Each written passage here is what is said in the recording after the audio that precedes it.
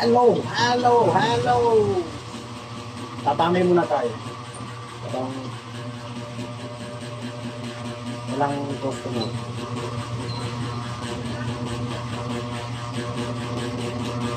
Yung public school na to, elementary. Holiday ngayon, wala silang pasok.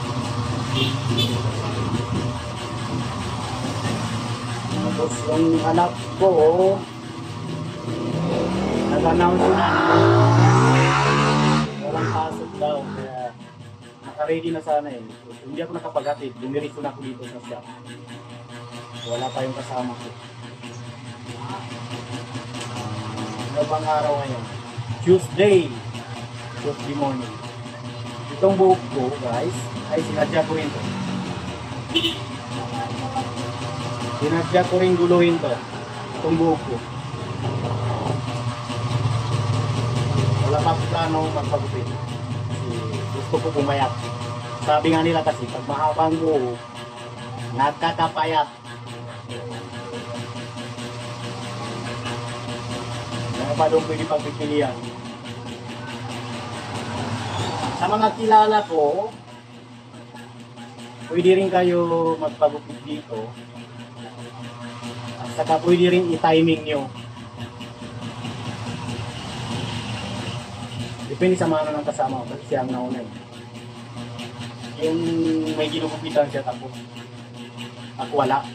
Pwede yun. Pero kung kaming dalawa nakatambay dito, wala pang customer, hindi ko alam. Siguro pwede ko na po rin kasi kilala ko. Hindi naman siya siguro maano. So yun lang ang update ko sa inyo guys. Tuesday ngayon ng umaga, alas 8 ng umaga. Wala pa akong naging customer. Hindi pa dumating yung kasama ko. So yun lang ang update ko. Umuulan dito. Ewan ko ba kung may bagyo ba kasi hindi ako nanonood ng balita. Maraming salamat guys sa pagsuporta niyo sa akin. Sana hindi kayo magsasawa. Hindi totoong vlogger na.